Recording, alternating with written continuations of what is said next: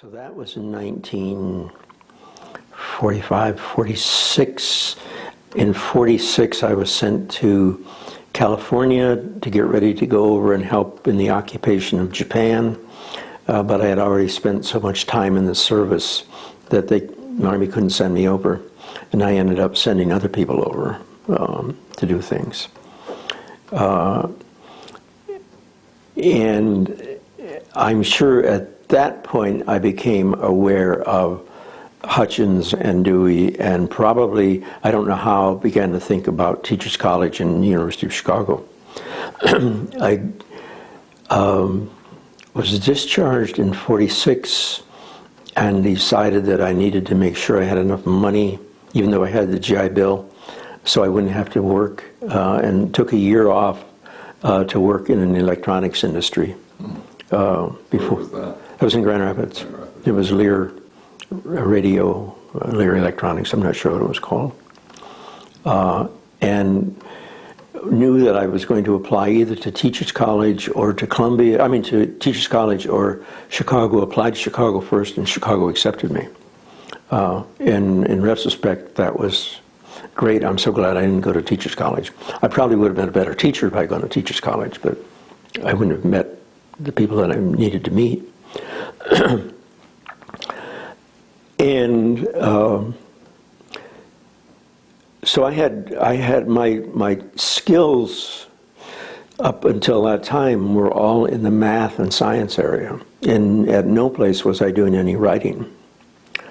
It wasn't until I got to the University of Chicago that I had to start to write, and I remember getting C's and C minuses, and on papers. First semester. First semester, yeah, it wasn't easy for me. I did not think linguistically, and I'm not sure that I still think linguistically. I think in terms of images or big ideas, and in terms of communication. Yeah. You're talking to someone in these essays and the collection.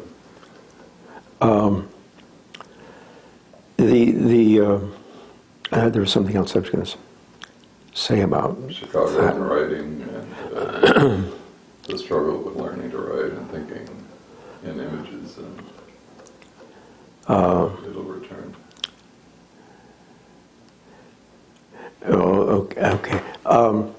The person I know what I was going to say. When I went to the University of Chicago to register, I realized they had a program in human development, and I tried then to switch my major to human development rather than elementary school teaching, but it was too late. I had been admitted to the program in elementary education, and I realized that my real interest was indeed in the intellectual human development area.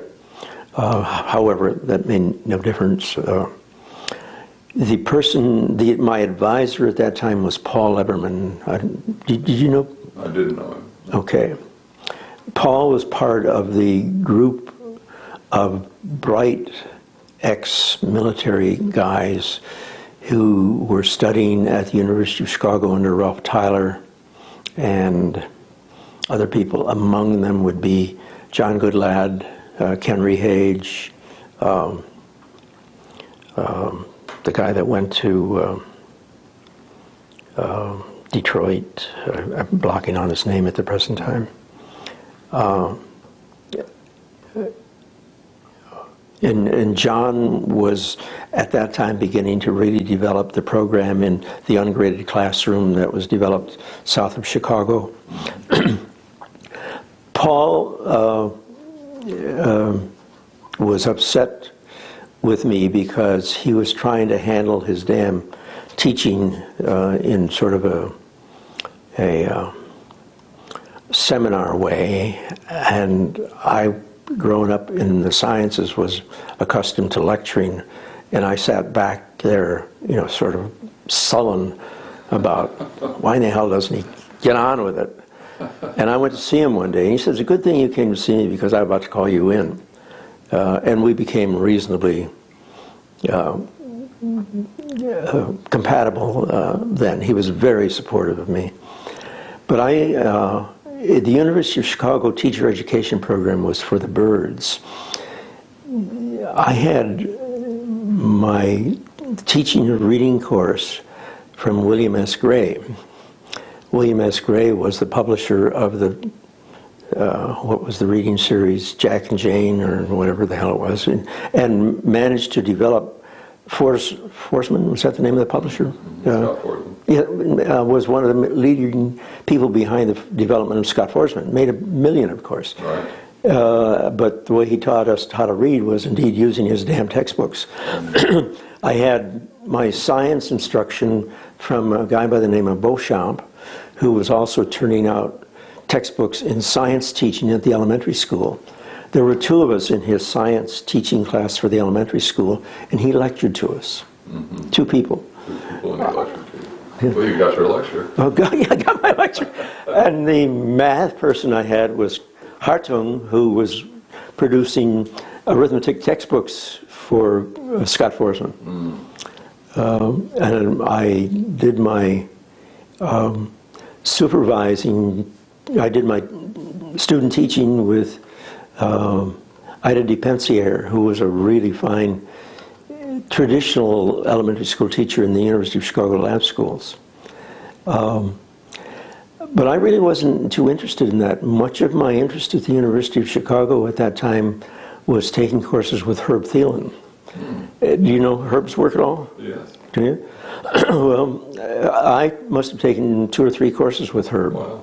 And I became much more interested in group dynamics than I did in instructional method, which means that I was a miserable elementary school teacher. I would think group dynamics would be. Yeah, but I had no, my background in teaching language and teaching math and teaching science was so canned by the quality of the teaching that I got there. Right. But when I finished that, Paul said, why don't you come up to the University of Wisconsin? Because Virgil had gone up the year before, and he was going to go up. And it wasn't Ken. Yeah, it wasn't Ken. It was somebody else who also went up to Chicago at that time. And Virgil was just trying to build up the curriculum area and the elementary area.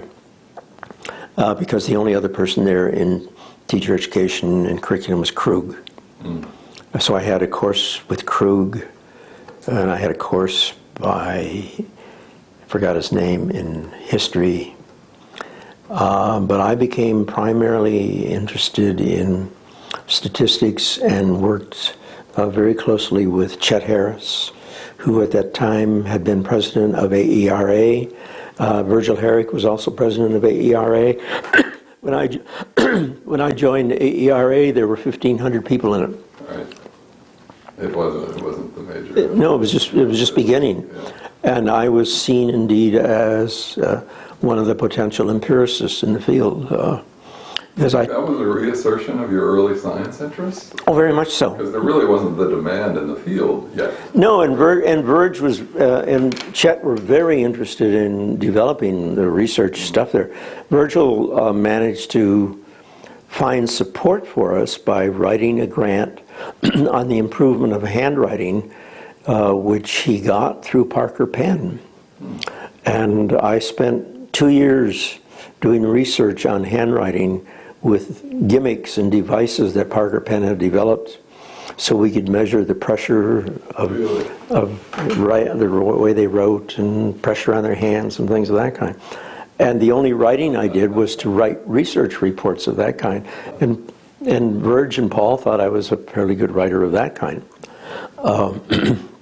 which I probably was at that time.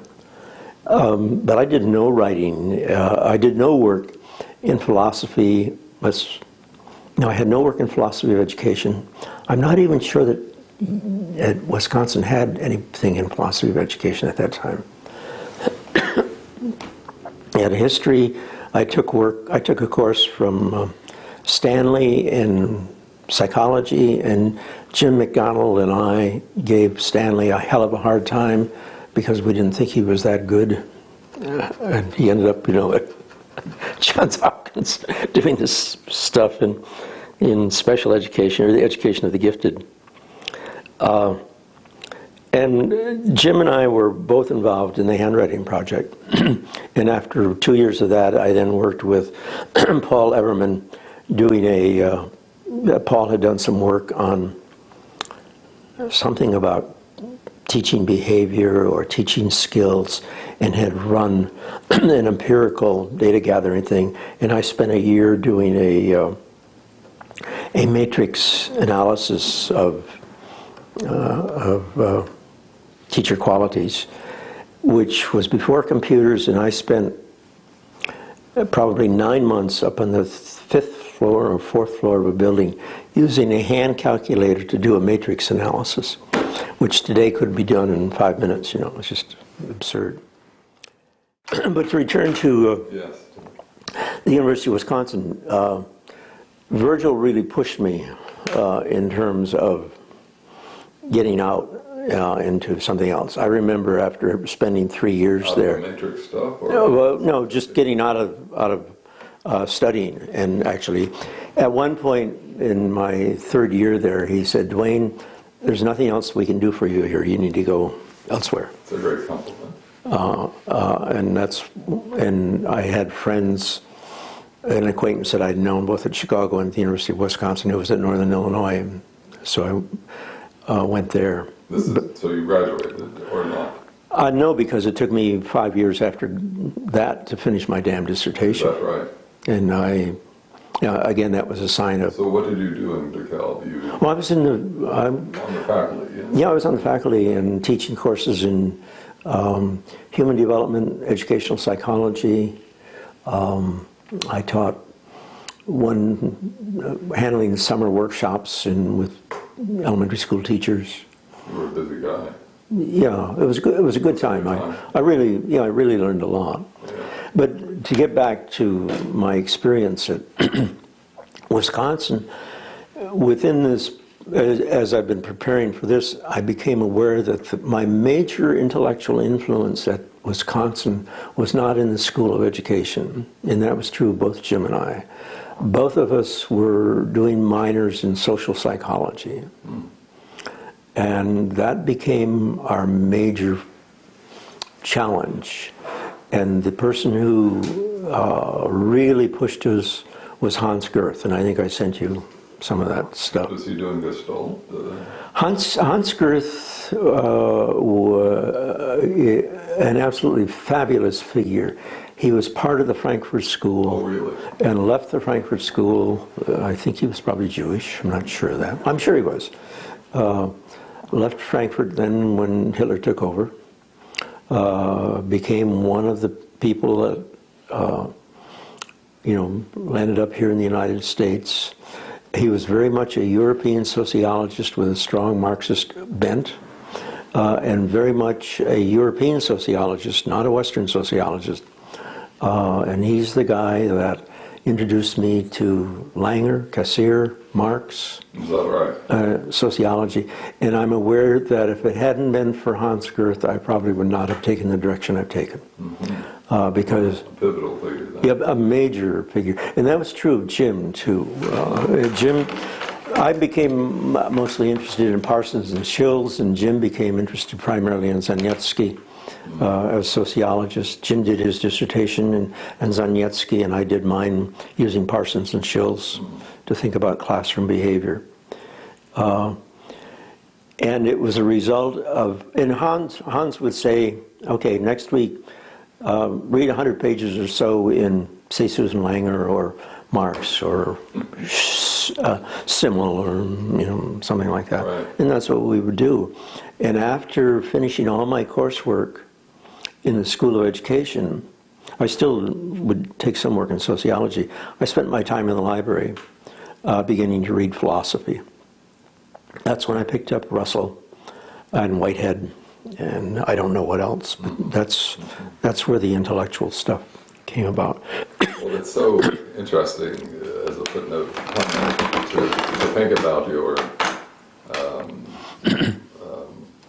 Piaget Marx piece in the collection. Yeah. In the context of it. Right, and it was clearly Gerth that, because Gerth's book with who's the American sociologist from Columbia that he wrote with,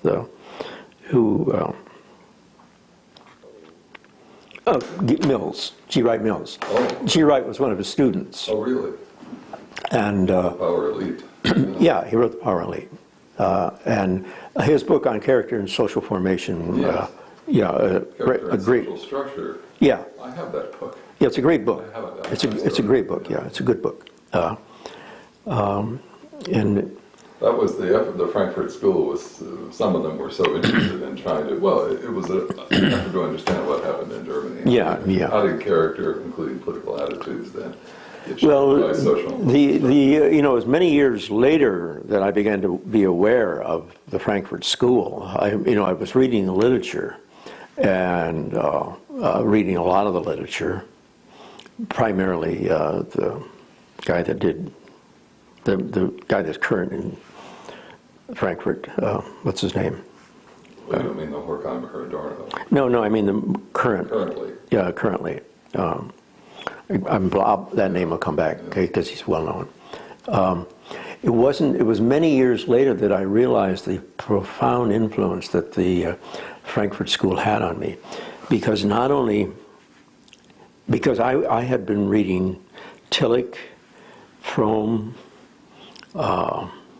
Marcuse, I don't remember who else. All of them were Frankfurt School people. They had all. I didn't realize. Oh yeah, that. Tillich studied at Frankfurt. Fromm did. Marcuse did, and so all of them were major intellectual figures for me, and it all stems from Hans Gerth at the University of Wisconsin. Was he on the committee then? Was he on your committee? He was on the committee. He was an interesting committee because Virgil and Paul Everman. Paul probably was but see, again, I hadn't really developed any writing skills. In fact, I left the University of Wisconsin with an incomplete course with Hans Gerth. It was a seminar because I was supposed to write a final paper, and I never wrote a final paper. And I passed my doctoral exam, the dissertation exam, and I received a letter from Paul, my advisor, saying, "You have an incomplete," from Hans Gerth. And I wrote to him and said, "I didn't need that course anyway. It was beyond my requirement. Just, cut it out." So he was able to cut it out. But I was not a writer because I was doing mostly statistical work. Sure. And at the university, at Northern Illinois, I didn't have to write. I was busy teaching. Right. And that's where I learned essentially to teach at the college level. And I didn't do any writing there. And so I didn't finish my dissertation until I'd been through 3 years of Northern Illinois and 2 years of Teachers College. So in '59, was it? Yeah. Yeah. Yeah, it was a long, long time.